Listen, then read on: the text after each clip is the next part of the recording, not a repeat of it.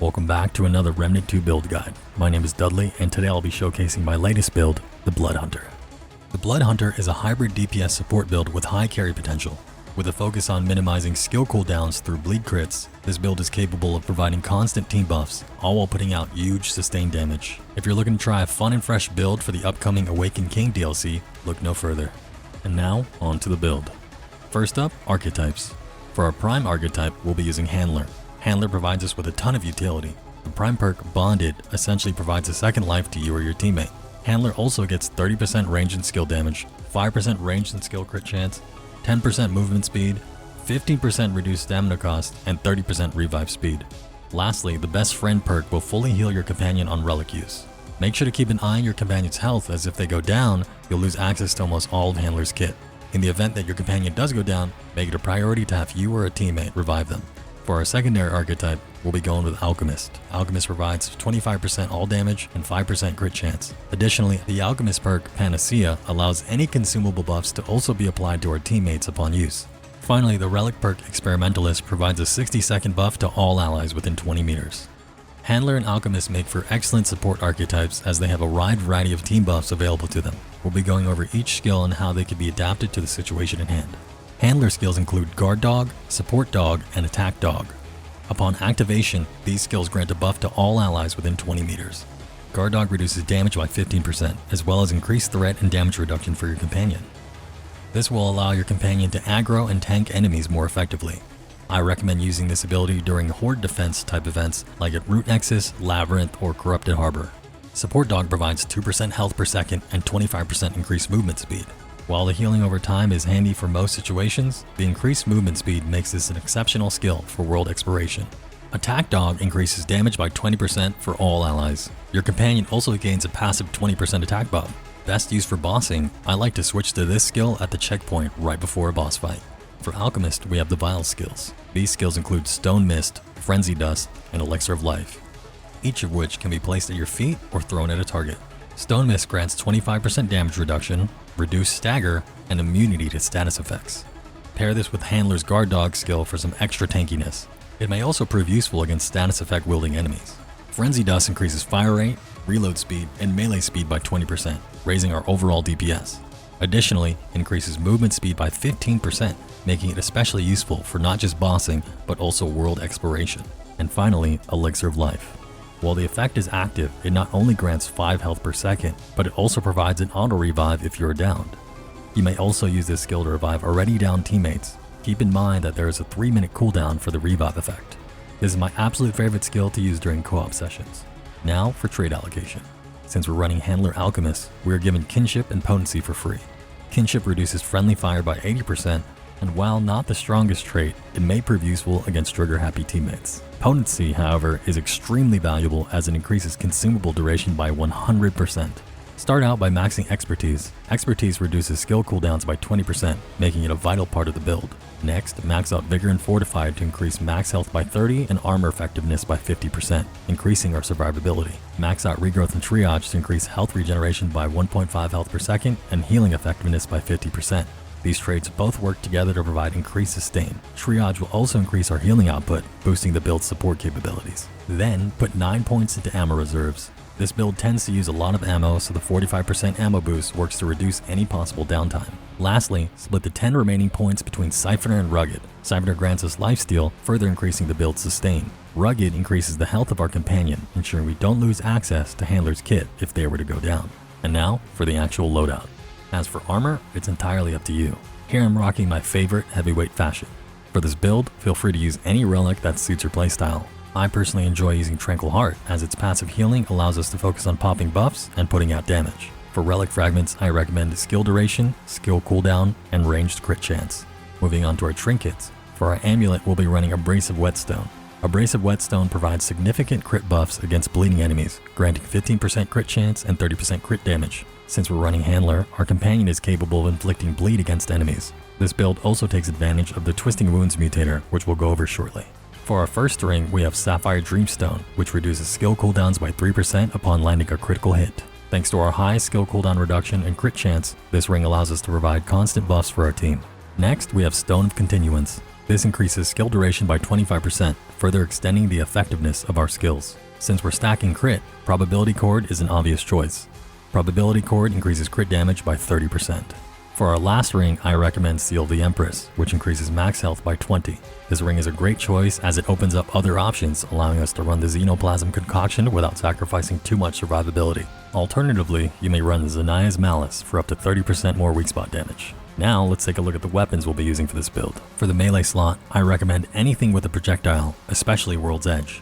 Paired with the Dervish Mutator, melee kills will reduce skill cooldowns by another 5%. For the handgun, I recommend the new Corrupted Rune Pistol. This weapon features a unique mod which grants a 10% damage buff against branded enemies. Branded enemies will also drop an Echo, which increases weak spot damage by another 10%. Pair this with the Twisting Wounds Mutator, which is another vital part of the build. Twisting Wounds increases damage to bleeding targets by 20%. More importantly, it enables bleed procs upon crits or weak spot damage, allowing us to better capitalize on Abrasive Whetstone's bleed crits. If you've yet to obtain the Corrupted Rune Pistol, I recommend the MP60R as an alternative. For our long gun, higher rate of fire weapons work best with this build. I recommend the Black Maw AR, which we will pair with the Momentum Mutator. Momentum is one of the strongest mutators in the game, increasing crit chance and crit damage by up to 30%. For the mod, I recommend either Corrosive Rounds for increased DPS or Song of Yeafer for more utility. If you don't mind the long reload or projectile speed, Merciless makes for a great alternative due to its innate bleed. Lastly, let's go over concoctions and consumables. Consumables will have their effects apply to all allies within 15 meters upon use, giving us yet another way to buff our team. For concoctions, I recommend Xenoplasm.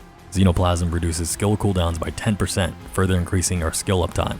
If you find that you need a bit more survivability, Mudtooth's Tonic makes for a safe alternative. Mudtooth's Tonic increases max health by 25. Finally, for consumables, I like to use Blood Root for extra health regen, Gold Serum for reduced stamina consumption, and Rocket Fuel for increased fire rate. Now that I've told you everything there is to the build, it's time to show you it in action on Apocalypse.